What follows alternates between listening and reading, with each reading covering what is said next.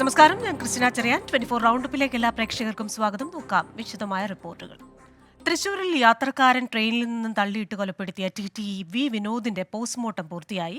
മൃതദേഹം ബന്ധുക്കൾക്ക് കൈമാറും. തൃശൂരിൽ നിന്ന് സൂരജ് സജി ചേരുകയാണ്. സൂരജ്, പോസ്റ്റ്മോർട്ടം പൂർത്തിയായതായി മനസ്സിലാക്കുന്നു. എപ്പോഴാണ് മൃതദേഹം ബന്ധുക്കൾക്ക് കൈമാറുന്നത്? മറ്റു വിവരങ്ങൾ?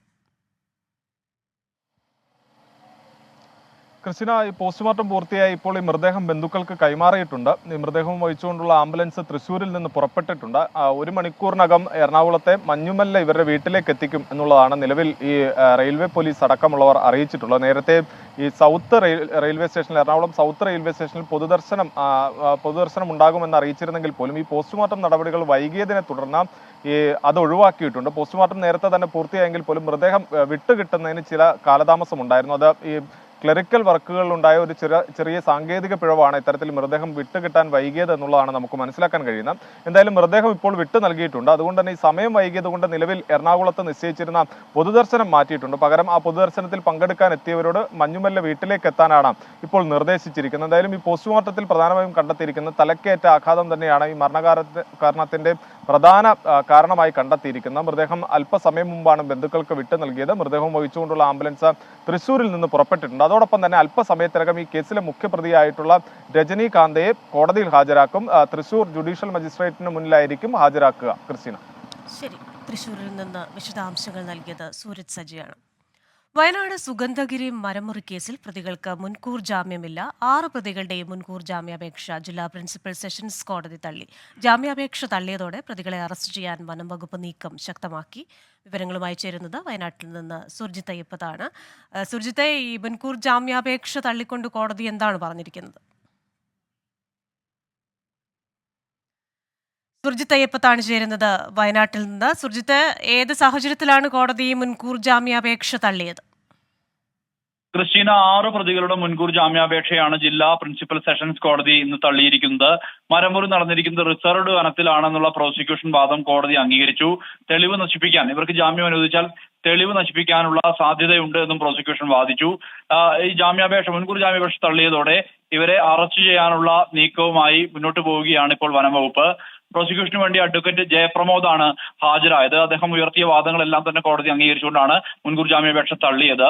വാര്യാട് സ്വദേശി ഇബ്രാഹിം, മീനങ്ങാട് സ്വദേശി അബ്ദുൾ മജീദ്, മാണ്ടാട് സ്വദേശി ചന്ദ്രദാസ്, മണൽവയൽ സ്വദേശി അബ്ദുൾ നാസർ, കൈതപ്പൊയിൽ സ്വദേശി അസൻകുട്ടി, എരഞ്ഞിക്കൽ സ്വദേശി അനീഫ എന്നിവരുടെ മുൻകൂർ ജാമ്യാപേക്ഷയാണ് കോടതി തള്ളിയത്. അതേസമയം ഈ കേസിൽ 3 പേരുടെ അറസ്റ്റ് കൂടി വനംവകുപ്പ് ഇന്ന് പുലർച്ചെ രേഖപ്പെടുത്തിയിട്ടുണ്ട്. കണിയാമ്പറ്റ സ്വദേശി പ്രിൻസ്, വൈത്തിരി സ്വദേശി അബു താഹിർ, അതോടൊപ്പം തന്നെ കോഴിക്കോട് സ്വദേശി സുധീർ കുമാർ എന്നിവരെയാണ് വനംവകുപ്പ് ഇന്ന് രാവിലെ അറസ്റ്റ് ചെയ്തത്. മരം കയറ്റാൻ ഉപയോഗിച്ച ക്രെയിൻ പിടിച്ചെടുത്തിട്ടുണ്ട്. ഇതിന്റെ ഓപ്പറേറ്റർമാരും ഒപ്പം തന്നെ ഈ മരം കടത്തി കൊണ്ടുപോകാൻ ഉപയോഗിച്ചിരുന്ന ട്രാക്ടറിന്റെ ഡ്രൈവർ ഉൾപ്പെടെയുള്ളവരാണ് ഇപ്പോൾ പിടിയിലായിരിക്കുന്നത്. എന്തായാലും ഇതുമായി ബന്ധപ്പെട്ട വിജിലൻസിന്റെ പ്രത്യേക അന്വേഷണ സംഘത്തിന്റെ അന്വേഷണം തുടരുകയാണ്. ഈ സംഘം ഇവിടെ എത്തി മറ്റ് ഉദ്യോഗസ്ഥർക്ക് ഇതിൽ പങ്കുണ്ടോ ഉൾപ്പെടെയുള്ള കാര്യങ്ങളിൽ ഒരു സമഗ്രമായ അന്വേഷണം ഉണ്ടാകുമെന്നുള്ള വിവരമാണ് നമുക്ക് ലഭ്യമാവുന്നത്. എന്തായാലും ഈ കേസുമായി ബന്ധപ്പെട്ട് നിലവിൽ 3 വനംവകുപ്പ് ജീവനക്കാരെയാണ് സസ്പെൻഡ് ചെയ്തിരിക്കുന്നത്. വയനാട്ടിൽ നിന്ന് വിശദാംശങ്ങൾ നൽകിയത് സുർജിത്ത് അയ്യപ്പത്താണ്. തൃശൂർ പഴയന്നൂരിൽ ജ്വല്ലറിയിൽ മോഷണം. ദീപ ജ്വല്ലറിയിലാണ് ഇന്നലെ രാത്രി മോഷണം നടന്നത്. ഹെൽമറ്റ് ധരിച്ചെത്തിയ മോഷ്ടാവ് ജ്വല്ലറിക്കുള്ളിൽ കയറി ഷെൽഫിൽ നിന്നും 2 സ്വർണ്ണമാലകൾ എടുത്ത് ബൈക്കിൽ കയറി രക്ഷപ്പെടുകയായിരുന്നു. മോഷണത്തിന്റെ CCTV ദൃശ്യങ്ങൾ പുറത്ത്. വിശദാംശങ്ങളുമായി വീണ്ടും ചേരുന്നത് സൂരജ് സജിയാണ്. സൂരജ്, കഴിഞ്ഞ ദിവസം രാത്രിയിലാണ് ദീപ ജ്വല്ലറിയിൽ മോഷണം നടന്നതെന്ന് മനസ്സിലാക്കുന്നു. പക്ഷേ ഈ 2 സ്വർണ്ണമാലകൾ മാത്രം എടുത്ത് ബൈക്കിൽ കയറി രക്ഷപ്പെടുകയായിരുന്നു. ഇതുമായി ബന്ധപ്പെട്ട കൂടുതൽ വിശദാംശങ്ങൾ ലഭ്യമാണോ? ക്രിസ്റ്റിന, കഴിഞ്ഞ ദിവസം രാത്രിയാണ് ഇത്തരത്തിൽ ഈ സിനിമാ സ്റ്റൈൽ മോഷണം നടക്കുന്നത്. ഈ കടയുടമ അടക്കം ഈ കടയിലുള്ള സമയത്താണ് അവരെ എല്ലാവരെയും കബളിപ്പിച്ച് ഈ ജ്വല്ലറിക്കകത്ത് കയറി ഈ മാല മോഷ്ടിച്ചുകൊണ്ട് മോഷ്ടാവ് കടന്നു കളയുന്നത്. ഈ കട പൂട്ടുന്ന സമയത്താണ് ഈ മോഷ്ടാവ് അങ്ങോട്ടേക്ക് എത്തുന്നത്. അതുകൊണ്ട് തന്നെ ഈ സ്വർണ്ണാഭരണങ്ങൾ ഉൾപ്പെടെ എടുത്തു വെക്കുന്ന തിരക്കിലായതുകൊണ്ട് തന്നെ ഇവർ പെട്ടെന്ന് ഈ വാതിലിലൂടെ കയറി വരുന്ന മോഷ്ടാവിനെ ശ്രദ്ധിച്ചില്ല. ഇതിനിടയിലാണ് ഈ മേശപ്പുറത്തിരുന്ന 2 മാലകൾ മോഷ്ടിച്ചുകൊണ്ട് ഈ മോഷ്ടാവ് കടന്നു കളയുന്നത്. പുറത്ത് ഒരു ബൈക്ക് നിർത്തിയിട്ടിട്ടുണ്ടായിരുന്നു. ഈ ബൈക്കിൽ കയറി ഈ മോഷ്ടാവ് രക്ഷപ്പെടുകയായിരുന്നു. ഏറ്റവും ശ്രദ്ധേയമായിട്ടുള്ള കാര്യം, കഴിഞ്ഞ ആഴ്ച വെള്ളിയാഴ്ച തന്നെ ഇതിന് സമാനമായ ഒരു മോഷണം ഈ മേഖലയിൽ നടന്നിട്ടുണ്ട്. ഒറ്റപ്പാലത്തായിരുന്നു അത് നടന്നിരുന്നു. ഒറ്റപ്പാലത്ത് പാറക്കൽ ജ്വല്ലറിയിലും സമാനമായ ഒരു മോഷണം നടന്നു. അന്ന് അവിടെ എത്തിയ ബൈക്കിന്റെ നമ്പർ അടക്കം പോലീസ് ശേഖരിച്ചുകൊണ്ട് പരിശോധന നടത്തിയിരുന്നു. ആ സമയത്ത് മനസ്സിലാക്കാൻ കഴിഞ്ഞത് ഈ മോഷ്ടിച്ച ബൈക്കിലായിരുന്നു ഈ മോഷ്ടാവ് അവിടെ എത്തിയതെന്നുള്ളതായിരുന്നു അന്ന് പോലീസ് കണ്ടെത്തിയത്. അതേ സംഘം തന്നെ ആയിരിക്കാം ഈ ദീപ ജ്വല്ലറിയിലും മോഷണം നടത്തിയതെന്നുള്ള വിലയിരുത്തലാണ് പോലീസ് ഉള്ളത്. എന്തായാലും CCTV ക്യാമറകളെല്ലാം കേന്ദ്രീകരിച്ചുകൊണ്ട് ഈ ദൃശ്യങ്ങൾ കണ്ടെത്തി മോഷ്ടാവിനെ കണ്ടെത്തുന്നതിനുള്ള ഊർജിതമായ ശ്രമമാണ് ഇപ്പോൾ ഈ പഴയന്നൂർ പോലീസ് നടത്തിക്കൊണ്ടിരിക്കുന്നത്. ക്രിസ്റ്റീന. ശരി, തൃശൂർ ദീപ ജ്വല്ലറിയിലെ മോഷണവുമായി ബന്ധപ്പെട്ട് CCTV-കൾ കേന്ദ്രീകരിച്ചുള്ള അന്വേഷണം പുരോഗമിക്കുന്നു. വിശദാംശങ്ങൾ നൽകിയത് സൂരജ് സജ്ജയാണ് തൃശൂരിൽ നിന്ന്. തൊഴിൽ തട്ടിപ്പിനിരയായി റഷ്യയിൽ കുടുങ്ങിയ മലയാളി യുവാവ് പ്രിൻസ് സെബാസ്റ്റ്യൻ വീട്ടിൽ തിരിച്ചെത്തി. ഇന്ത്യൻ എംബസിയുടെ സഹായത്തോടെയാണ് പ്രിൻസ് നാട്ടിലെത്തിയത്. പ്രിൻസിനൊപ്പം ഉണ്ടായിരുന്ന പൊഴിയൂർ സ്വദേശി ഡേവിഡ് മുത്തപ്പൻ ഇന്ന് രാത്രിയോടെ നാട്ടിലെത്തുമെന്നാണ് വിവരം. ആശങ്കയ്ക്കും അനിശ്ചിത്വത്തിനും വിരാമമിട്ട റഷ്യയിൽ കുടുങ്ങിയ പ്രിൻസ് സ്വന്തം നാടായ തിരുവനന്തപുരം അഞ്ചുതെങ്ങിലെത്തി. റഷ്യൻ യുക്രൈൻ യുദ്ധത്തിൽ ഗുരുതര പരിക്കേറ്റ പ്രിൻസിന് ഇന്ത്യൻ എംബസി താൽക്കാലിക യാത്രാരേഖ നൽകിയതോടെയാണ് മടക്കം സാധ്യമായത്. നാട്ടിലെത്തിയെങ്കിലും യുദ്ധത്തിന്റെ നടുക്കം മാറിയിട്ടില്ലെന്ന് പ്രിൻസ് പറഞ്ഞു. 100-ലധികം ഇന്ത്യക്കാർ തൊഴിൽ തട്ടിപ്പിനിരയായി യുദ്ധമുഖത്തുണ്ടെന്നും പ്രിൻസ്. ഈ കോൺട്രാക്ട് സൈൻ ചെയ്തിട്ട് ക്യാമ്പിലോട്ട് പോയപ്പോഴാണ് മനസ്സിലായ ഈ ആർമി ക്യാമ്പാണെന്ന്. അല്ലാതെ നമുക്കറിയില്ലായിരുന്നു. പിന്നെ 20 ദിവസത്തെ ട്രെയിനിങ് കഴിഞ്ഞിട്ട് നേരെ ഉക്രൈനിലോട്ട് കൊണ്ടുപോയി. 23 ദിവസത്തെ ട്രെയിനിങ് ഡയറക്റ്റ് ഉക്രൈനിലോട്ട് കൊണ്ടുപോയി. പിന്നെ അവിടെ നിന്ന് നേരെ വാർസോണാണ്. വാറിൽ പോയി പരിക്കേറ്റ്. മകൻ തിരിച്ചെത്തിയതിൽ സന്തോഷവും ആശ്വാസവും പ്രകടിപ്പിച്ച മാതാവ്. വളരെ വളരെ സന്തോഷം മകൻ എത്രയും പെട്ടെന്ന് നാട്ടിൽ എത്തിച്ചതിന്.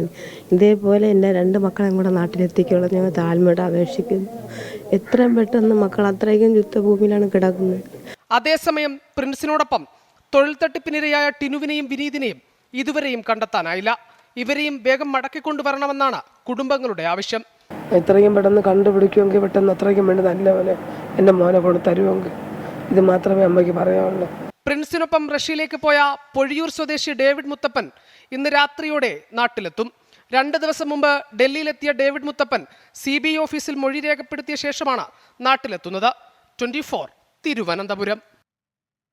വാർത്തകൾ തുടരുന്നു. ഇനി ലോക്സഭാ തെരഞ്ഞെടുപ്പ് വിശേഷങ്ങൾ. ICL FinCorp 24 ഇലക്ഷൻ സമർപ്പിക്കുന്നത് ICL FinCorp, the intelligent choice. Powered by Asset, responsibly yours. in association with Durashine Roof and Wall Sheets, ഒരു ടാറ്റ ബ്ലൂസ്കോപ്പ് സ്റ്റീൽ ഉൽപ്പന്നം.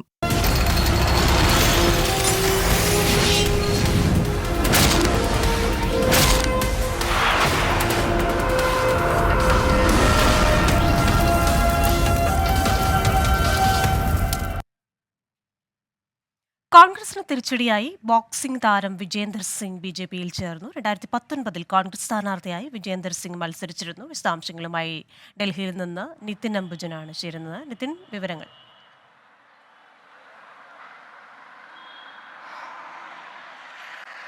ക്രിസ്റ്റീന, ലോക്സഭാ തെരഞ്ഞെടുപ്പ് അടുത്തിരിക്കെ കോൺഗ്രസിന് കനത്ത തിരിച്ചടി നൽകിക്കൊണ്ടാണ് ബോക്സിംഗ് താരം BJPയിലേക്ക് ചേർന്നിരിക്കുന്നത്. BJPയുടെ ദേശീയ ആസ്ഥാനത്തെത്തിയാണ് ബോക്സിംഗ് താരം അംഗത്വം സ്വീകരിച്ചിരിക്കുന്നത്. 2008-ലെ ഒളിമ്പിക്സ് ബീജിംഗ് ഒളിമ്പിക്സിൽ ഇന്ത്യക്ക് വേണ്ടി മെഡൽ നേടിയിരുന്നു. അതിനുശേഷം 2019-ലാണ് വിജേന്ദർ സിംഗ് രാഷ്ട്രീയത്തിലേക്ക് ഇറങ്ങിയതും. അപ്പോൾ തന്നെ കോൺഗ്രസിലെ സീറ്റ് നൽകിയിരുന്നു. സൗത്ത് ഡൽഹിയിലായിരുന്നു സീറ്റ് നൽകിയത്. പക്ഷേ രമേശ് ബിദുരോട് പരാജയപ്പെട്ടിരുന്നെങ്കിലും ഇത്തവണ ഹരിയാനയിലെ ഭിവാനി മണ്ഡലം വിജേന്ദർ സിംഗ് കോൺഗ്രസ് മുമ്പാകെ തന്നെ ആവശ്യപ്പെട്ടിരുന്നു. പക്ഷേ മധുരയിൽ സീറ്റ് നൽകാമെന്നാണ് കോൺഗ്രസ് നേതൃത്വം നൽകിയത്. അതുമായി ബന്ധപ്പെട്ട ചർച്ചകൾ നടക്കുന്നതിനിടെയാണ് ഇപ്പോൾ കോൺഗ്രസിനെ അടക്കം അമ്പരിപ്പിച്ചുകൊണ്ട് വിജേന്ദർ സിംഗ് BJPയിൽ ചേർന്നിരിക്കുന്നത്. നമുക്കറിയാം, ജാട്ട് മേഖലകളിൽ വലിയ സ്വാധീനമുള്ള ഹരിയാന, ഉത്തർപ്രദേശ്, അതോടൊപ്പം തന്നെ രാജസ്ഥാൻ അടക്കമുള്ള സംസ്ഥാനങ്ങളിൽ ഒരുപക്ഷെ ഈ 3 സംസ്ഥാനങ്ങളിൽ ഏതെങ്കിലും സീറ്റിൽ ഇത്തവണ വിജേന്ദർ സിംഗിന് നൽകാൻ സാധ്യതയുണ്ട്. അതുകൊണ്ട് തന്നെ കോൺഗ്രസ് സംബന്ധിച്ചാണെങ്കിൽ കനത്ത തിരിച്ചടിയാണ്. സീറ്റ് സംബന്ധിച്ച തർക്കമാണ് ഇത്തരമൊരു പാർട്ടി മാറ്റലിന് കാരണമെന്ന് മനസ്സിലാക്കുന്നു. കഴിഞ്ഞ ഏതാണ്ട് 24 മണിക്കൂർ മുൻപ് തന്നെ രാഹുൽ ഗാന്ധിയുടെ ഒരു ട്വീറ്റ് വിജേന്ദർ സിംഗ് അത് ഷെയർ ചെയ്തിരുന്നു. മോദിയുടെ തൊഴിലില്ലായ്മയ്ക്കെതിരെയുള്ളൊരു ട്വീറ്റാണ് ഷെയർ ചെയ്തത്. അത്തരത്തിൽ BJPക്കെതിരെയും വിദ്വേഷ പ്രസംഗങ്ങൾക്കെതിരെയും നിരന്തരം നിലപാടുകൾ സമൂഹ മാധ്യമങ്ങളിലൂടെ അറിയിച്ചിരുന്ന വ്യക്തിയാണ് ഇപ്പോൾ BJPയിലേക്ക് തന്നെ പോയിരിക്കുന്നത്. സ്വാഭാവികമായിട്ടും കോൺഗ്രസിനടക്കം വലിയ അമ്പരിപ്പിച്ചുകൊണ്ടാണ് ഈ നിലപാട് മാറ്റം. നിലവിലിപ്പോൾ BJP ദേശീയ ആസ്ഥാനത്തെത്തിയാണ് അംഗത്വം സ്വീകരിച്ചിരിക്കുന്നത്. ഒരുപക്ഷെ ലോക്സഭാ തെരഞ്ഞെടുപ്പിൽ ഹരിയാനയിലെ ഭിവാനി സീറ്റിൽ നിന്ന് ജനവിധി നേടാൻ സാധ്യതയുണ്ട്. ശരി, ഡൽഹിയിൽ നിന്ന് വിശദാംശങ്ങൾ നൽകിയത് നിതിൻ അംബുജനാണ്. ഡൽഹി മദ്യനയ അഴിമതി കേസിൽ ജാമ്യം ലഭിച്ച APP MP സഞ്ജയ് സിംഗ് ഉടനെ ജയിൽ മോചിതനാകും.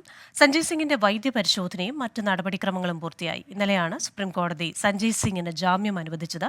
തിഹാർ ജയിലിന് മുന്നിൽ ആം ആദ്മി പ്രവർത്തകർ സംഘടിച്ച് മുദ്രാവാക്യം മുഴക്കുന്നുണ്ട്. ഡൽഹിയിൽ നിന്ന് അച്യുതൻ തയ്യാറാക്കിയ റിപ്പോർട്ടിലേക്ക്. മദ്യനയ അഴിമതി കേസിൽ അറസ്റ്റിലായ ആം ആദ്മിയുടെ MP സഞ്ജയ് സിംഗ് 6 മാസത്തിനു ശേഷമാണ് ഇന്ന് ജയിൽ മോചിതനാകുന്നത്. ആം ആദ്മിയുടെ പ്രവർത്തകർ വലിയ ആവേശത്തിലാണ്. അല്പം മുൻപ് ആം ആദ്മിയുടെ പ്രവർത്തകർ ഈ തിഹാർ ജയിലിന് മുൻപിൽ സംഘടിച്ച മുദ്രാവാക്യങ്ങൾ മുഴക്കിയിരുന്നു. ഇപ്പോൾ ആം ആദ്മിയുടെ പ്രവർത്തക നമ്മളോടൊപ്പം ചേരുകയാണ്. ആജ് സഞ്ജയ് സിംഗ് तिहार जेल से बाहर आएगा, कैसे देख रहे हैं? वैसे तो बहुत बहुत धन्यवाद करती हूँ मैं सुप्रीम कोर्ट को जो उन्होंने संजय सिंह को राहत दी।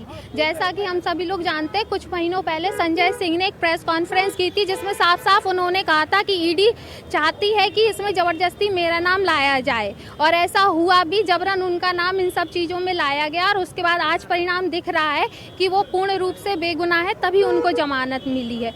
जैसा कि भाजपा पूर्ण रूप से हावी है अपनी सारी जो भी संस्थाएं हैं, ED हो चाहे CBI हो, उसके द्वारा वो आम आदमी पार्टी के सभी सीट्स के लीडरों को जानबूझ के इंटेंशनली घेर रही है। जैसे आज संजय सिंह जी बाहर आ रहे हैं जमानत पे, वैसे ही हमारे और भी जो नेता है, सत्येंद्र जैन जी, मनीष सिसोदिया जी, अरविंद केजरीवाल जी, वो भी जल्द से जल्द बाहर आएंगे, और इसके लिए हम सुप्रीम कोर्ट का बहुत बहुत आभार करते हैं। തീർച്ചയായിട്ടും പ്രവർത്തകർ ആകെ സന്തോഷത്തിലാണ്. അവർ പറയുന്നത് ED ഉപയോഗിച്ച് ആം ആദ്മിയെ തകർക്കാനുള്ള ശ്രമം ഒരു വശത്ത് നടക്കുന്നു. അവരുടെ മുതിർന്ന നേതാക്കളെല്ലാം ഉടൻ തന്നെ ജയിലിൽ നിന്ന് പുറത്തു വരുമെന്നാണ് പ്രവർത്തകർ ഇപ്പോൾ 24 പങ്കുവച്ചിരിക്കുന്നത്. എന്തായാലും 4:30 തന്നെ സഞ്ജയ് സിംഗ് ജയിൽ മോചിതനാകും എന്നുള്ള വിവരങ്ങളാണ് ജയിൽ അധികൃതരിൽ നിന്നും ലഭിക്കുന്നത്. ഇന്ന് രാവിലെ അദ്ദേഹത്തെ ILBS ആശുപത്രിയിൽ എത്തിച്ചായിരുന്നു വൈദ്യപരിശോധന, അവസാനഘട്ട വൈദ്യപരിശോധന നടത്തിയത്. അതിനുശേഷം സഞ്ജയ് സിംഗിന്റെ മകൾ തന്നെ പ്രതികരിച്ചത് അദ്ദേഹത്തിന്റെ ആരോഗ്യസ്ഥിതി സംബന്ധിച്ച യാതൊരു പ്രശ്നങ്ങളുമില്ല. എന്തായാലും ഈ ഒരു നിമിഷത്തിൽ സന്തോഷമുണ്ട്. പക്ഷേ അപ്പോഴും ഇതിനെ ആഘോഷമാക്കുന്നില്ല. കാരണം ആം ആദ്മിയുടെ മറ്റു മുതിർന്ന നേതാക്കൾ കൂടി ജയിൽ മോചിതരായ ശേഷമായിരിക്കും ഇത് ആഘോഷമാക്കുക എന്നാണ് പറഞ്ഞിരിക്കുന്നത്. എന്തായാലും ലോക്സഭാ തെരഞ്ഞെടുപ്പ് അടുത്തിരിക്കുമ്പോൾ സഞ്ജയ് സിംഗിന്റെ മോചനം അത് ആം ആദ്മിക്ക് പാർട്ടിക്ക് കൂടുതൽ ആത്മവിശ്വാസം പകരുന്നതാണ്. സഞ്ജയ് സിംഗിന് എന്തായാലും ജാമ്യം നൽകുമ്പോൾ വിചാരണ കോടതി ചില നിബന്ധനകൾ കൂടി മുന്നോട്ട് വച്ചിട്ടുണ്ട്. അതായത് പാസ്പോർട്ട് അത് കോടതിയിൽ സമർപ്പിക്കണം. അതുപോലെ തന്നെ ഡൽഹിക്ക് പുറത്ത് പോകണമെങ്കിൽ അത് അന്വേഷണ ഏജൻസി അറിയിക്കണം. ആ യാത്രയുടെ പൂർണ്ണ വിവരങ്ങൾ അന്വേഷണ ഏജൻസിക്ക് കൈമാറേണ്ടതുണ്ട്. അങ്ങനെയുള്ള നിബന്ധനകൾ നൽകിക്കൊണ്ടാണ് സഞ്ജയ് സിംഗിന് ഇപ്പോൾ ജാമ്യം അനുവദിച്ചിരിക്കുന്നത്. എന്തായാലും 4:30 സഞ്ജയ് സിംഗ് തിഹാർ ജയിലിന് പുറത്തേക്ക് വരും എന്ന് തന്നെയാണ് ലഭിക്കുന്ന വിവരങ്ങൾ. തിഹാർ ജയിലിന് മുൻപിൽ നിന്നും ക്യാമറാമാൻ മോഹൻ കുമാറിനോടൊപ്പം അച്യുതൻ 24. ആര് വോട്ട് ചെയ്താലും സ്വീകരിക്കുമെന്ന് കണ്ണൂരിലെ UDF സ്ഥാനാർത്ഥി K സുധാകരൻ. പിന്തുണ വേണ്ട എന്ന് ഒരു സ്ഥാനാർത്ഥിയും പറയില്ല. SDPIയുമായി ഒരു ചർച്ചയും കോൺഗ്രസ് നടത്തിയിട്ടില്ലെന്നും K സുധാകരൻ പറഞ്ഞു. ഞങ്ങളുടെ ഇലക്ഷന് ആര് വോട്ട് ചെയ്താലും ഞങ്ങൾ വോട്ട് വാങ്ങും. ഏത് സ്ഥാനാർത്ഥിയും വോട്ട് വാങ്ങും. ഞങ്ങൾ തമ്മിൽ സഖ്യം നടത്തിയിട്ടില്ല, ചർച്ച പോലും നടത്തിയിട്ടില്ല. പാർട്ടി തലത്തിൽ ചർച്ച നടത്തിയിട്ടില്ല. അങ്ങനെ ഒരു തീരുമാനം ഞങ്ങൾ എടുത്തിട്ടില്ല. പിന്നെ ആർക്കും കോൺഗ്രസിൻ്റെ സ്ഥാനാർത്ഥിക്ക് വോട്ട് ചെയ്യാം. കാരണം അത് കോൺഗ്രസ് സ്ഥാനാർത്ഥിയുടെ മിടുക്കാണ്, ഈ പാർട്ടിയുടെ ഏറ്റവും വലിയ അംഗീകാരമാണ്. അവർക്ക് ഞങ്ങൾക്ക് വോട്ട് ചെയ്യണമെന്ന് അവർക്ക് തോന്നിയാൽ ഞങ്ങൾക്ക് അതിനകത്ത് തർക്കമില്ല, അവർ വോട്ട് ചെയ്യും. വിവരങ്ങളുമായി കണ്ണൂരിൽ നിന്ന് സജോ ദേവസ്യാണ് ചേരുന്നത്. സജോ, ഒരു തുറന്ന ക്ഷണം, ആർക്കും കോൺഗ്രസിന് വോട്ട് ചെയ്യാം. അതിലുപരിയായി കൃത്യമായ ഒരു നിലപാട് പറഞ്ഞിട്ടുണ്ടോ SDPIയുമായുള്ള ബന്ധത്തിൽ K സുധാകരൻ? കൃഷ്ണ, UDF ലോക്സഭാ തെരഞ്ഞെടുപ്പിൽ UDFനെ പിന്തുണയ്ക്കാൻ SDPI തീരുമാനിക്കുകയും ആ തീരുമാനം പ്രഖ്യാപിക്കുകയും ചെയ്തിരുന്നു. അതിലാണ് K സുധാകരൻ നിലപാട് വ്യക്തമാക്കിയത്. പത്രികാ സമർപ്പണത്തിന് ശേഷം മാധ്യമങ്ങളോട് പ്രതികരിക്കുകയാണ് ഇക്കാര്യം, SDPIയുടെ പിന്തുണ സംബന്ധിച്ച കാര്യം K സുധാകരനോട് ആരാഞ്ഞത്. അതിന് വ്യക്തതയുള്ള മറുപടി പറയുന്നതിന് പകരം ആര് വോട്ട് ചെയ്താലും സ്വീകരിക്കും എന്ന മറുപടിയാണ് അദ്ദേഹം വിശദീകരിക്കാനാണ് ശ്രമിച്ചത്. അതേസമയം SDPIയുമായി ഏതെങ്കിലും ഒരു ചർച്ച കോൺഗ്രസോ UDFോ നടത്തിയിട്ടില്ല, അങ്ങനെ പിന്തുണ ആവശ്യപ്പെട്ടിട്ടില്ല. അവർ പിന്തുണ അറിയിക്കുകയാണ് ചെയ്തത്. ആരും ഏതെങ്കിലും ഒരു സ്ഥാനാർത്ഥി കിട്ടുന്ന വോട്ട് വേണ്ടെന്ന് പറയില്ലല്ലോ. വോട്ട് കിട്ടുന്നത് സ്ഥാനാർത്ഥിയുടെ മിടുക്കും അംഗീകാരവും ഒക്കെയാണ്. അങ്ങനെ പിന്തുണ ലഭിക്കുന്നത്, ആരെങ്കിലും പിന്തുണ അറിയിക്കുന്നതുമൊക്കെ സ്ഥാനാർത്ഥികൾക്കുള്ള അംഗീകാരമായി ആണ് കാണേണ്ടത്.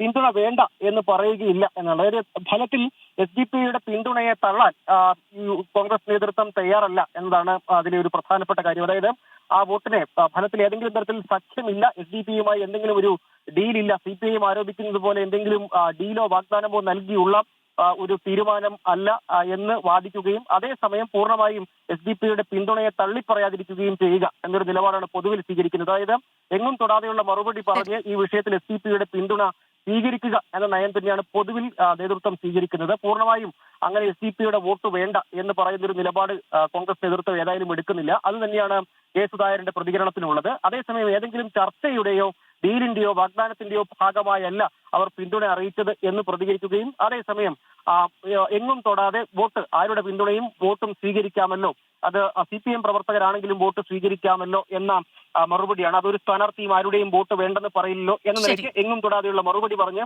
SDPIയുടെ പിന്തുണയെ പൂർണ്ണമായും തള്ളാത്ത അതേസമയം സുരക്ഷിതമായ ഒരു നിലപാട് സ്വീകരിക്കാൻ ശ്രമിക്കുകയാണ് കോൺഗ്രസ് നേതൃത്വം.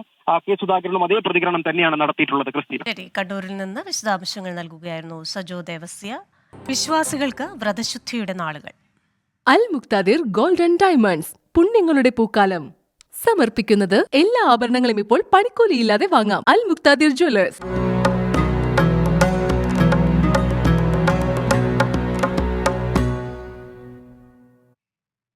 മതസാഹോദര്യത്തിന്റെ ഓർമ്മകൾ ഉണർത്തി സാമൂതിരി രാജകുടുംബാംഗത്തെ സന്ദർശിച്ച കോഴിക്കോട് ഖാസി സഫീർ സഖാഫിയും സംഘവും പോർച്ചുഗീസ് ആക്രമണത്തിൽ നിന്ന് കുറ്റിച്ചിറയിലെ മിഷ്കാൽ പള്ളിയെ സാമൂതിരിപ്പട സംരക്ഷിച്ചതിന്റെ ഓർമ്മ പുതുക്കിയായിരുന്നു സന്ദർശനം.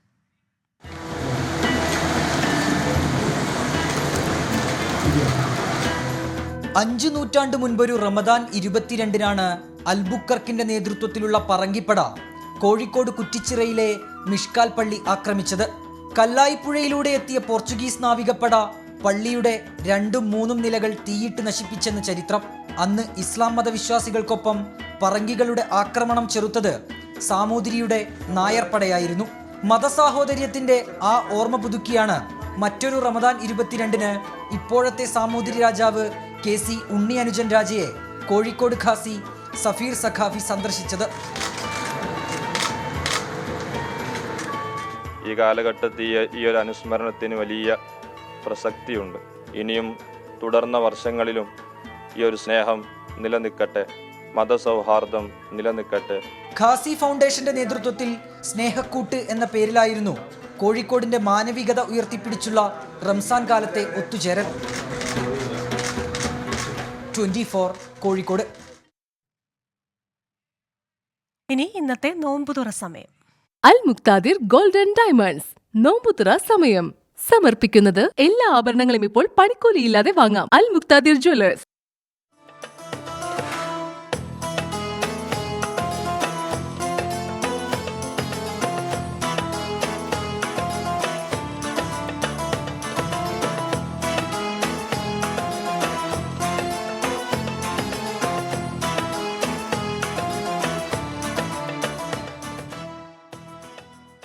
തിരുവനന്തപുരത്ത് കോൺഗ്രസും BJPയും തമ്മിലാണ് മത്സരമെന്ന് UDF സ്ഥാനാർത്ഥി ശശി തരൂർ.